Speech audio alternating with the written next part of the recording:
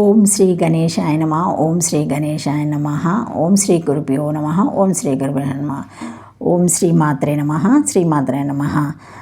నమస్కారం అండి అందరికీ. Welcome to my YouTube channel Shri Manju spiritual. మనము లలితా సహస్రనామ స్తోత్ర నామాలకు ప్రతిపదార్థాలు తెలుసుకుంటున్నాం కదా, శ్రీ మాత్రే నమః. కానీ అంతకంటే ముందుగా మీరు గనక మన ఛానల్ని సబ్స్క్రైబ్ చేసుకోకపోతే వెంటనే చేసుకొని పక్కనే ఉన్న బెల్ ఐకాన్ని నొక్కి ఆల్ సెలెక్ట్ చేసుకుంటే మేము ఇలాంటి వీడియోస్ అప్లోడ్ చేయగానే ముందుగా మీకు నోటిఫికేషన్ వస్తుంది. అలాగే వీడియో ఎక్కడ కూడా స్కిప్ చేయకుండా చివరి వరకు చూస్తే మేము ఏం చెప్తున్నామో మీకు పూర్తిగా అర్థమవుతుంది. ఇప్పుడు ఇంకా వీడియోలోకి వెళ్ళిపోదాము. శ్రీమాత్రే నమః. 469 నామము వామదేవి.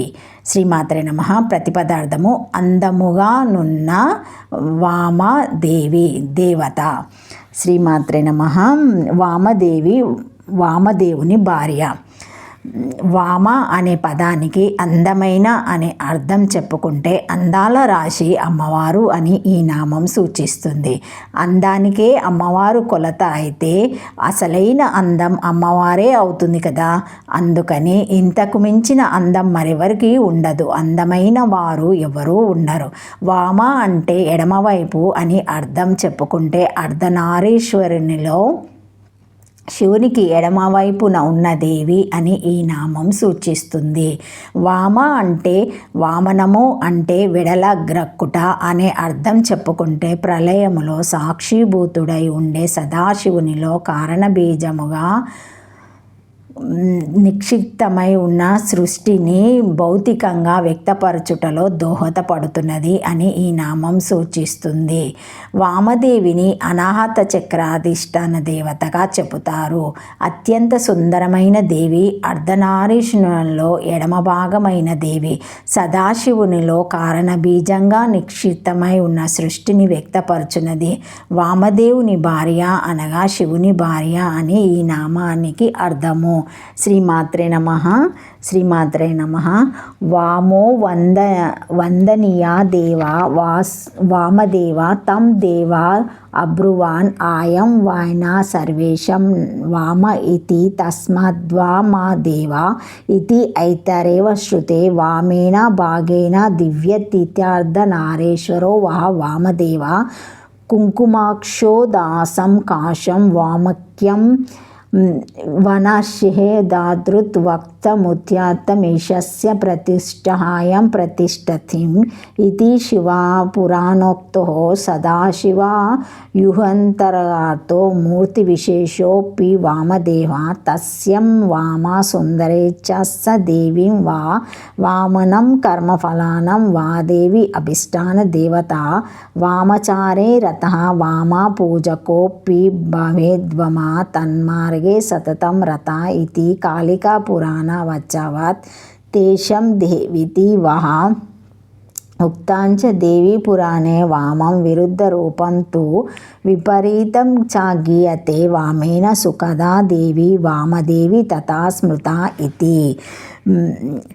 అందరిచే నమస్కరింపదగినవాడు వామదేవుడు. వామదేవుని భార్య ఎడమ భాగమందు ప్రకాశించు అర్ధనారీశ్వరుని భార్య. సదాశివ వ్యూహంలో ఉన్న వామదేవుని భార్య సౌందర్యము గల దేవి, కర్మఫలములను ఇచ్చుదేవి, వామాచారులకు సుఖము ఇచ్చుదేవి. అందరిచే నమస్కరింపదగిన దేవునకు వామదేవుడని పేరు. అతని భార్య కాన వామదేవి అని అతీంద్రియ శృతి యందు కలదు. వాముడు కనుక ఇతడు వామదేవుడేనని దేవతలందరూ చెప్పిరి అని గలదు. లేదా వామ ఎడమ భాగము అగు దేవిచే దేవా ప్రకాశించువాడు శంకరార్ధుడ నారీశ్వరుడు కనుక ఎడమ భాగంచే ప్రకాశించువాడు వామదేవుడు. అతని భార్య లేదా శివపురాణమున కుంకుమ చూర్ణము వంటి వర్ణము గలది, శ్రేష్టమగు వేషమును ధరించినది, శంకరుని 5 ముఖములలో ఉత్తరపు దిక్కులందున్నది. అగు ముఖమునకు స్వరూపమని పేరు అని ఈ విధంగా సదాశివ వ్యూహంలోని స్వరూపురాలను వర్ణించరు. దానిలో ఒక స్వరూపమునకు వామదేవుడని పేరు. అతని భార్య వామదేవి లేదా సౌందర్యంగల దేవి అయినది గనక వామదేవి అగును. లేదా కర్మఫలములను అధిష్టాన దేవత అనగా జీవులకు వారి వారి కర్మఫలములను ఇచ్చినది లేదా వామచార మందాసక్తి గలవారు వాములు. వారే దేవి కాన వామదేవి. కాళికా పురాణమందు వామ మార్గ మందాసక్తి కలిగిన కాళీ పూజకుడు కూడా వామ అను శబ్దంచే చెప్పబడునని గలదు. దీనిని బట్టి వామశబ్దము వామాచారమును వామాచారమున నడుచుకొనిన వారిని తెలుపును. దేవీ పురాణమందు విరుద్ధమైన దానిని విపరీతమైన దానిని వామాచారమందురు. ఆ వామాచారం చే సుఖములనిచ్చునది కాన వామదేవి అను ప్రసిద్ధి కలిగినది అని గలదు. ఇది 4 అక్షరముల నామము. శ్రీమాత్రే నమః. శ్రీమాత్రే నమః. వయోవస్థ వివర్జిత 8 అక్షరముల నామము. వయోవస్థ వివర్జితాయ నమః అని నమస్కరించుకోవాలి అమ్మవారిని. వాయిస్ అవస్థ వివర్జిత, వయస్సు యొక్క ప్రభావం కానీ అవస్థ ప్రభావం కానీ లేనిది.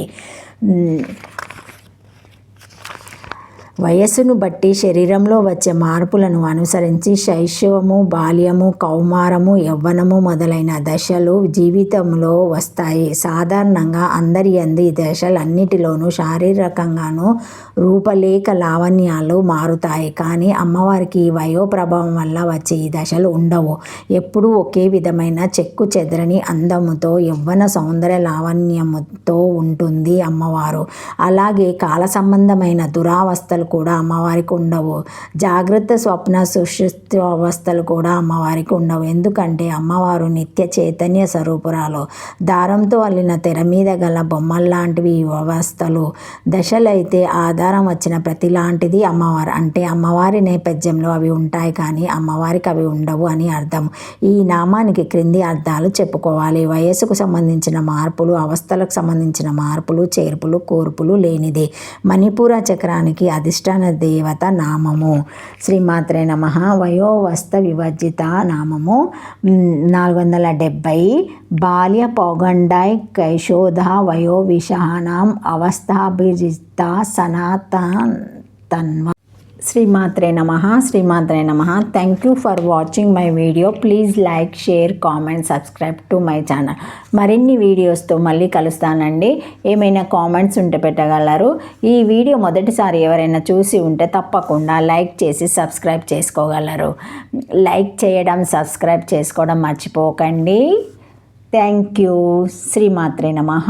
శ్రీమాత్రే నమః.